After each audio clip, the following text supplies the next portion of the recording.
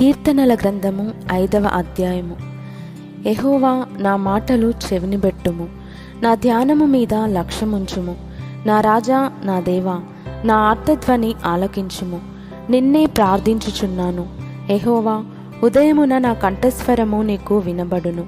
ఉదయమున నా ప్రార్థన నీ సన్నిధిని సిద్ధము చేసి కాచియుందును. నీవు దుష్టత్వమును చూచి ఆనందించు దేవుడవు కావు. చెడుతనమునకు నీ యొద్ద చోటు లేదు.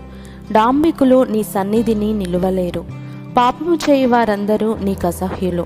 అబద్ధమాడు వారిని నీవు నశింపజేయుదువు. కపటము చూపి నరహత్య జరిగించువారు యెహోవాకు అసహ్యులు. నేనైతే నీ కృపాతిశయమును బట్టి నీ మందిరంలో ప్రవేశించెదను. నీ ఎడల భయభక్తులు కలిగి నీ పరిశుద్ధాలయము దిక్కుచూచి నమస్కరించెదను.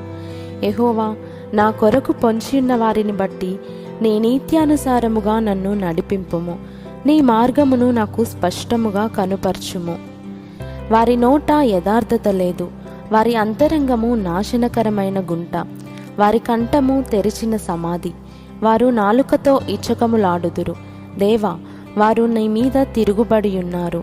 వారిని అపరాధులుగా తీర్చుము. వారు తమ ఆలోచనలలో చిక్కుబడి కూలుదురుగాక.